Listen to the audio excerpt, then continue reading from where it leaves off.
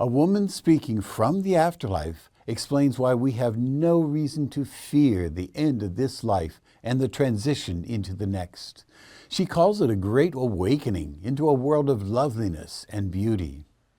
In this video, you will hear the recording of her explaining why no one needs to fear the end of this life, and why we should instead be looking forward to the wonderful life to come.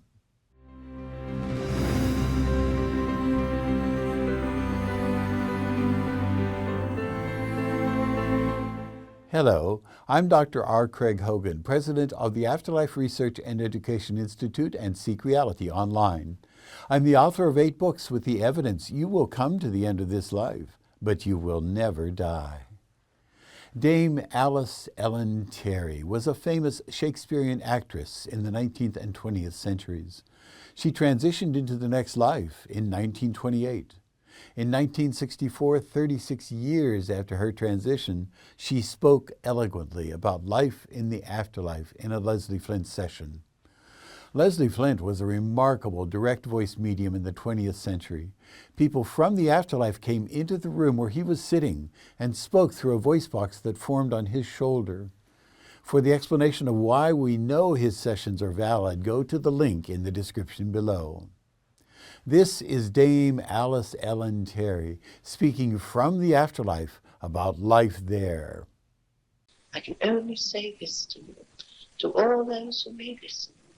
There is no need to fear the crossing from your world to this. It is the great adventure. It is the great awakening into a greater world of loveliness and beauty and freedom of thought.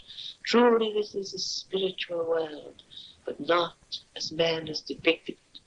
Indeed, it is so different and so tremendously alive, so vital, so tremendously, as it were, so far removed from man's conception of things that it cannot be depicted or described. One can only feel it and know it and sense it. It is so vast and so beautiful. Do not fear that passing from your worldliness, or whatever condition of life you may enter, no matter how lowly it may be. It will be a reflection of your world, but according to its condition, and according to your condition of passing, and particularly according to your development on account of it, so you will find a condition that will apply to you and be best suited. And even though it may seem perhaps to some dark and drear according to their light, yet there is freedom to express and develop and evolve. Of course, we know there are the lower spheres, the undeveloped spheres where the undeveloped souls go. But even so, it is not a hell, as pictured by many who would have it so. There is no hell, only that which man himself creates by his own thinking and his own living.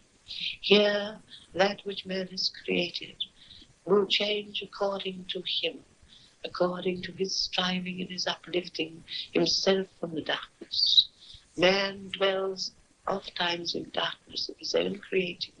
As soon as he begins to desire the spark of life eternal, as soon as he is endeavoring to strive and uplift himself from the last sphere, so he will be helped and guided, given instruction and shown the path. No one need fear, for this is a world of love and true brotherhood, and all who come will be shown the path and the way. There is no need for fear, for God truly is love, and this is a world of love in which all who dwell are seeking to uplift themselves from stage to stage in evolution to a greater sense of the reality of the power of spirit. All is good if man will but seek it and find it. Man will progress from the depths to the height. All is here for man to experience joy. It is truly the life of the spirit, but it is a spiritual existence far removed from man's ideas and man's conception of things. For this is a world created by the thought and the beauty of expression, of life, that is so far removed from the material ideas and ideals. Be patient, but above all strive to overcome the worst self, endeavoring to see with the clarity of vision all that which is of God, truly of God, and cast aside all that which holds you back. Do not be afraid, for to have fear is a bad thing indeed. To have strength and faith and courage, and to lift up your eyes to the beauty of the spheres, this shall set you free. You will find truly the path and the way. There is no need for man to fear the consequences of death, for death is the great door through which we all find the world of reality, the world of the spirit, the world everlasting. There is no death, only that which sees there.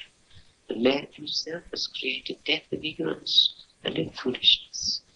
But one day he will find, as I and others have found, the way of truth, the way of life, the way of freedom, the path that leads to the gods. Dame Alice Ellen Terry spoke from her heart, telling us we don't need to fear the transition from this life to the next. She has gone through it and tells us from first-hand experience we have a hardly noticeable transition into a wonderful life full of beauty and love.